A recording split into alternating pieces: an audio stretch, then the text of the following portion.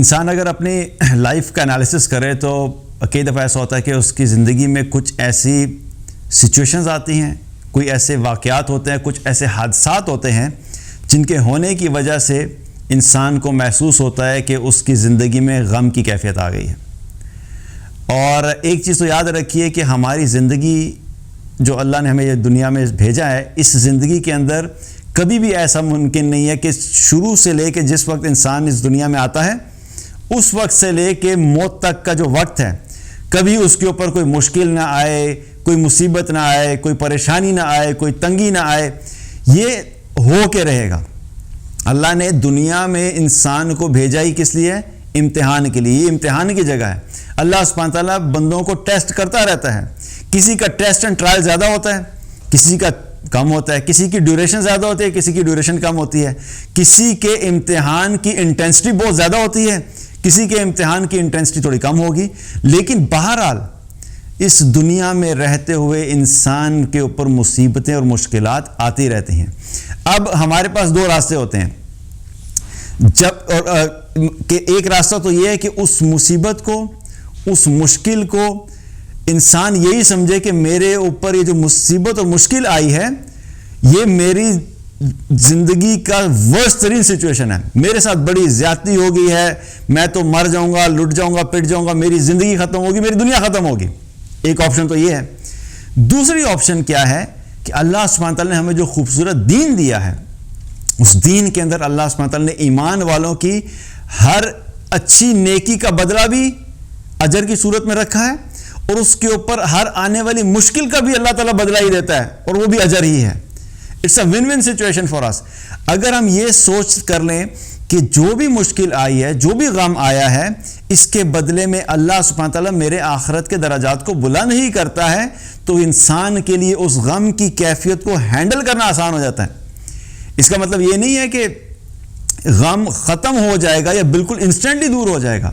ہاں یہ بھی ہے کہ اگر انسان کا ایمان اللہ پہ اور آخرت پہ اتنا مضبوط ہے کہ اس کو پتہ ہے کہ مجھے ہر چھوٹی سے چھوٹی بھی جو مشکل پہنچتی ہے اس کے بدلے میں بھی ایٹ لیسٹ نہیں بلکہ اس کے بدلے میں آخرت میں جو میرے درجات ہوں گے ان درجات کو دیکھ کے مجھے یہ سارے غم بھول جائیں گے۔ اگر ایمان اتنا مضبوط ہے تو پھر ان مشکلوں کو اور ان مصائب کو ہینڈل کرنا اور اس وقت سے گزرنا انسان کے لیے آسان ہو جاتا ہے۔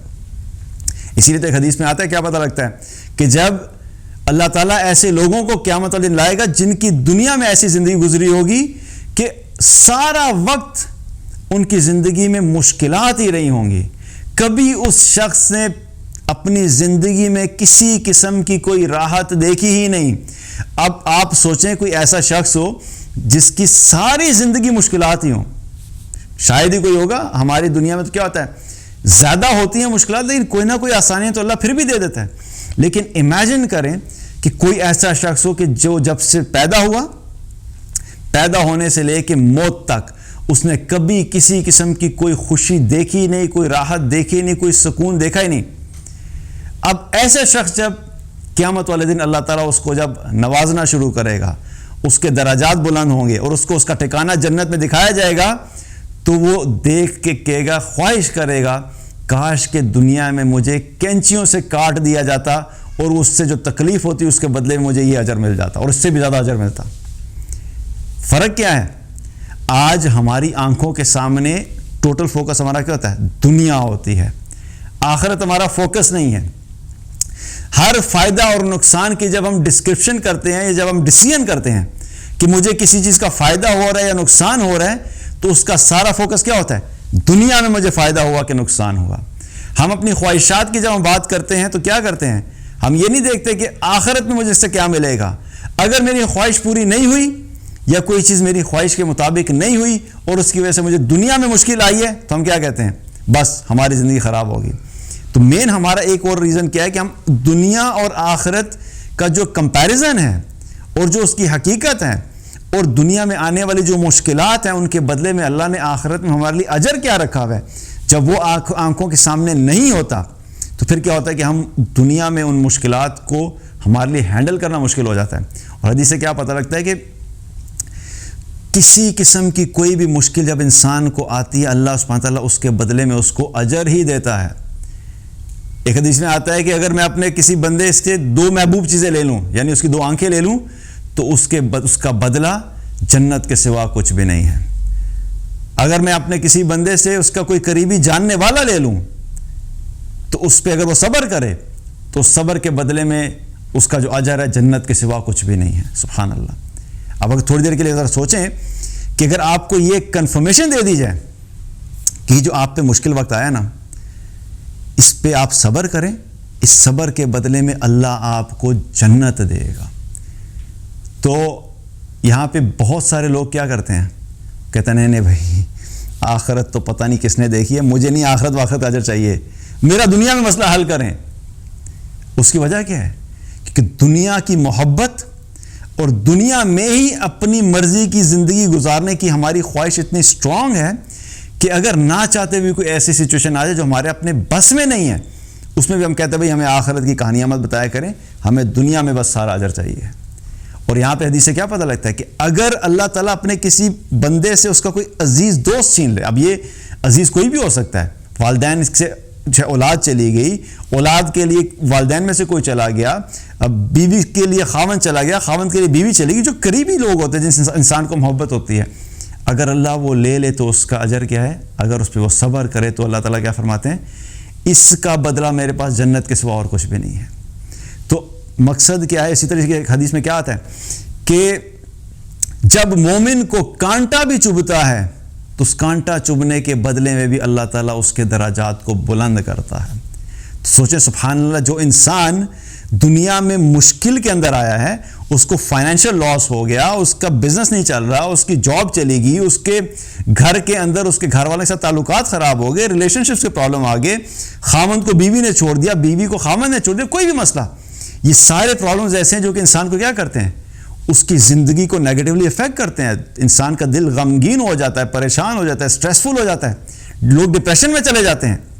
لیکن اگر انسان یہ سوچے کہ جو اللہ ایک کانٹا چبھنے کے اوپر میرا درجہ بلند کرتا ہے, تو کانٹا چبھنے کی تکلیف تو بہت تھوڑی ہوتی ہے, کیونکہ ایک ہے فزیکلی کسی جسم کو کوئی تکلیف پہنچنا, وہ بھی ظاہری بات ہے مشکل ہوتا ہے, ایسا نہیں ہے کہ آسان ہے, لیکن جو انسان کو ایموشنلی تکلیف پہنچتی ہے کہ انسان کو جو غم کی کیفیت ہوتی ہے, کسی قریبی جانے والے کے چلے جانے سے جو نقصان ہوتا ہے, اس میں فزیکل کوئی نقصان نہیں ہوتا, لیکن کیا ہوتا ہے, دل بے چین ہو جاتا ہے, دل میں غم ہوتا ہے, دل بالکل, لوگ اکثر یہ کہتے ہیں نا میرا دل بیٹھے چلے جا رہا ہے, میرے دل کو سکون نہیں آ رہا. تو یہ دل کے اندر جو غم ہوتا ہے اور بے چینی ہوتی ہے, وہ کبھی کبھی انسان کے جسم کو پہنچنے والے جو چوٹ ہوتی ہے, جو زخم ہوتا ہے, اس سے کہیں زیادہ ہوتا ہے.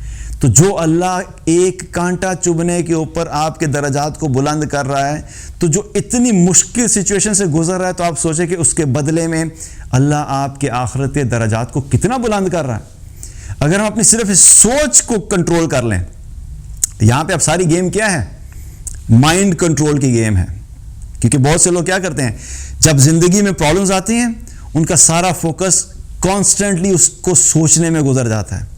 اور میڈیکلی بھی کیا چیز پر پروو ہوا ہے کہ جب انسان کسی ایک چیز کے بارے میں کانسٹنٹلی سوچتا رہتا ہے نا, اگر وہ نیگیٹو ہے تو نیگیٹو سوچ انسان کو کانسٹنٹلی مزید ڈپریشن میں لے کے جا رہی ہوتی ہے.